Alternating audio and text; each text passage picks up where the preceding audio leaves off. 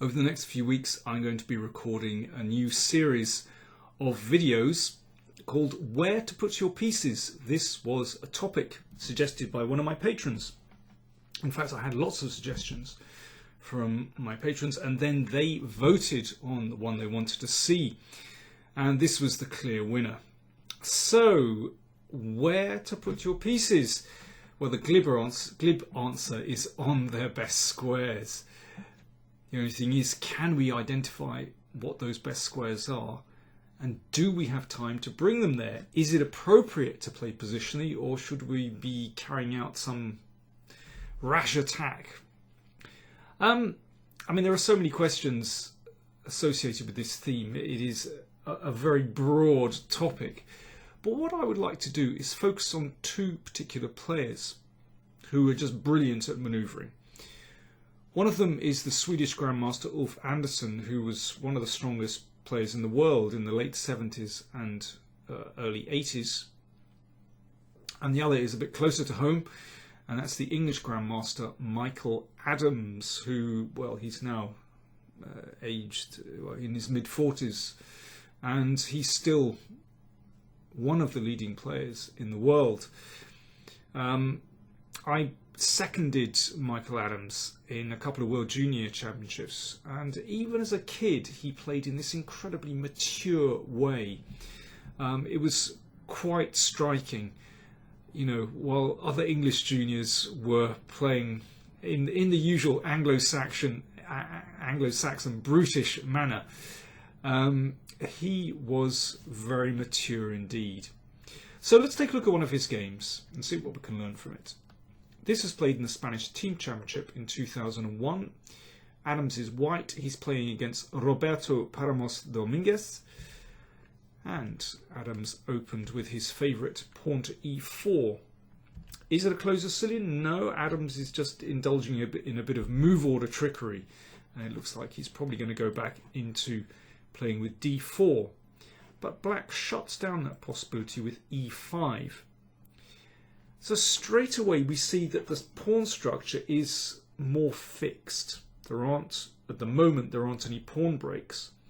And when you get a fixed pawn structure, that's when you can start to think more positionally. It's easier to determine where your pieces belong. And here, with this open diagonal, it is very easy to see that the bishop belongs there. Not only looking down the diagonal, but covering that big hole on d5. d3. So Adams just opening very modestly. In fact, in so many games, you see him playing with this simple central pawn structure. This arises out of the Giocopiano, the Spanish. Well, reminds me very much of a lot of Carlsen's games, actually. Bishop e7. Okay, let's see. So, of course, white could just castle here. But he only has two pieces that covered the d5 square. So actually, it's not going to bring him that much when black can cover with knight f6 and bishop e6. So that's when the first maneuver takes place. Because the center is closed, then white has time to maneuver. So this knight is going to end up on e3. And of course, if white had castled, then he would have had to move the rook first. So there we go, successful maneuver. Now there are three pieces looking at the d5 square. Bishop e6, black is fighting back. Of course, if white exchanges, then that pawn will cover d5 and f5. And that means that those knights don't have any decent squares to go to, so exchanging would be a mistake. So Adams just castled. Now rook b8, black looking to get counterplay with the b pawn. Now this is interesting. Adams clearly isn't quite sure what to do. I can imagine many players would lash out with f4 in this position, but the problem is that after this exchange, then this knight is going to occupy e5, and that's a very strong piece.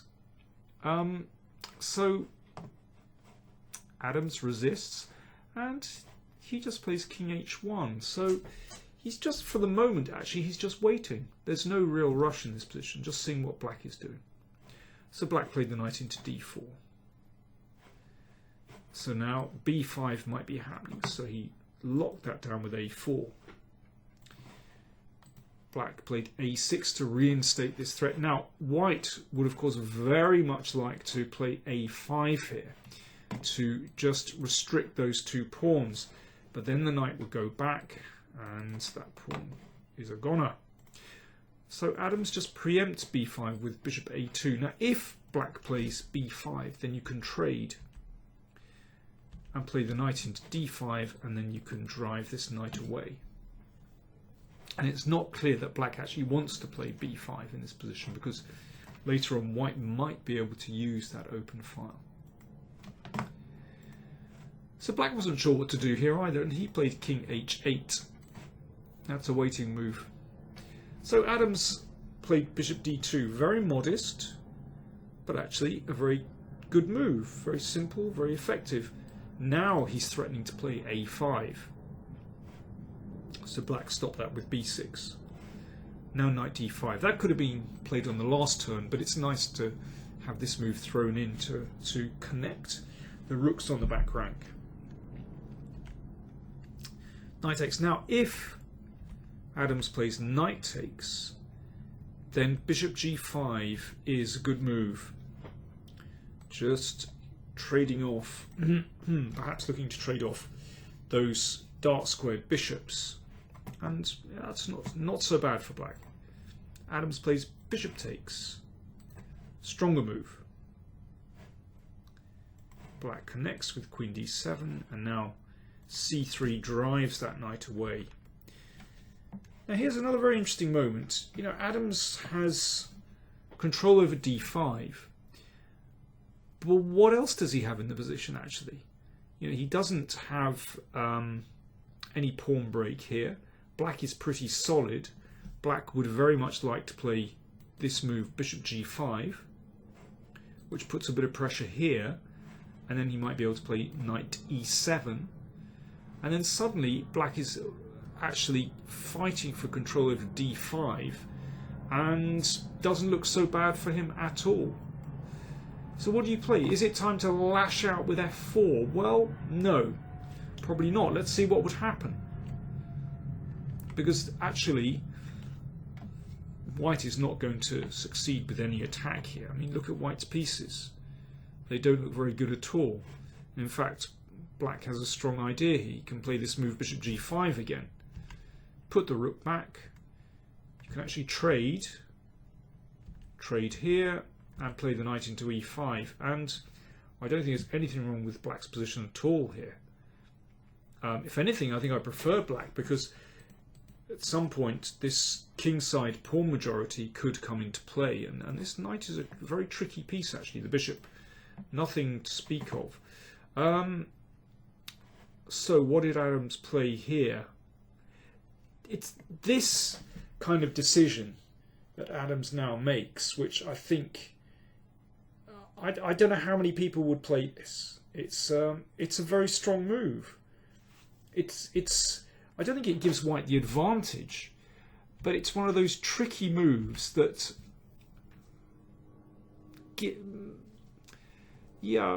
makes life a little bit difficult for black.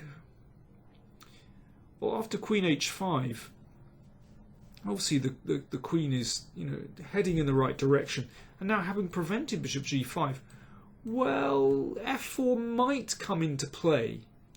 You never know. It might come into play.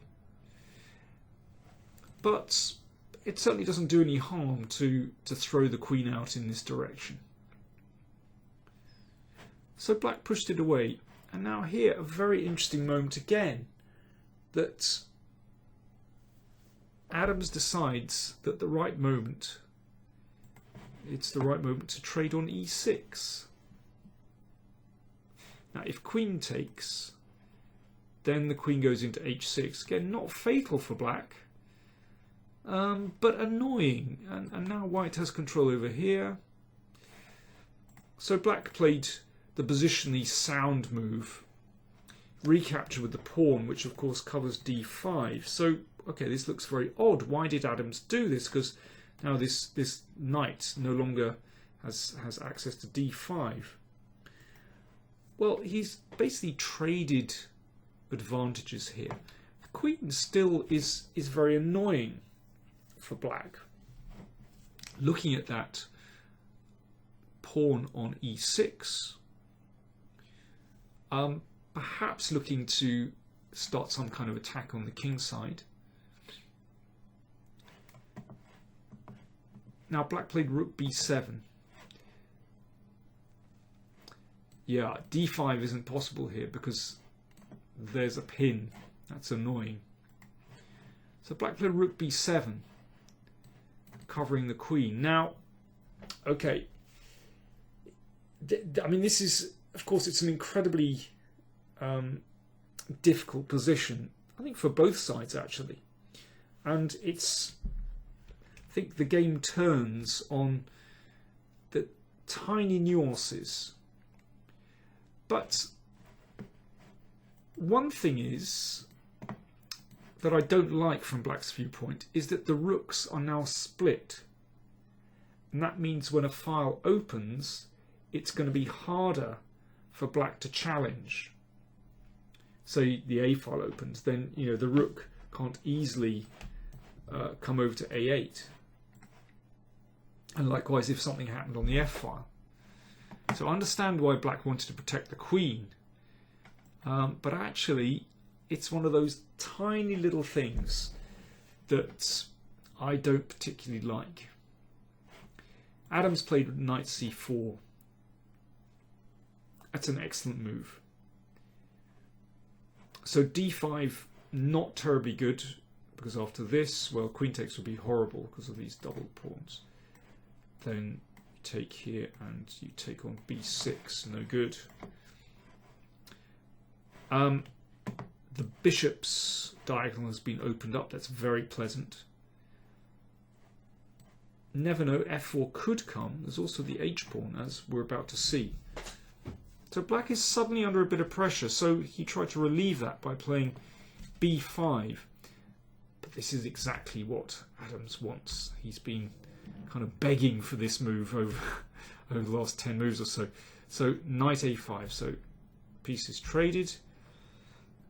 And now this a file is extremely useful. Suddenly white is playing on both sides of the board.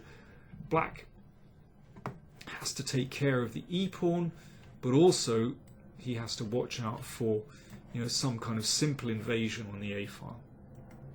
So let's see what happened. Rook a7. Obviously black was aware of that, but after this trade, well, this is tricky.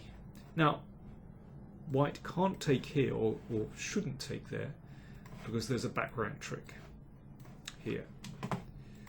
So Adams played h4. So that means that this is a potential threat now. And he's also looking to play h5. So queen d7, protecting the e-pawn. So now black's queen has been dragged away from the a file. We'll watch that in a second. So bishop h6. Well, clearly this is a wonderful square for the bishop, and h5. So the h-pawn's advance, of course, is very annoying for black, because suddenly his king is opening up. And as is so often the case, when you advance Harry, then it means that, in fact, white's king isn't really compromised. There's still two good pawns here. That's the joy of attacking with the h-pawn. Black took. White took back. And now this is one of those terribly difficult decisions that black has. Should he offer a trade of queens? But then after this, rook a1, this is very, very nasty. Not over, but very unpleasant. Or do you hang on in there as black did in this game, and tried to survive the attack. But just watch what happens. Yeah, obviously white wanted to play queen f7 there. Finally, Adams gets around to occupying the a file. Of course, he realised that this was coming, and now it's over. It really is. Basically, Adams just holds everything together now. So that queen covers squares here, covers this pawn as well, attacks the bishop. b3. He plays this so simply. So basically he's making sure he controls the queenside pawns. Okay, watch out for some cheap tricks here. So therefore g3 and king g2. That is the best square for the king, no doubt about it. And just compare the two kings. Black's king has no pawn cover. White's king is beautifully protected. And magically, Adams has ended up with three wonderful pieces, and black, on the other hand, not so good.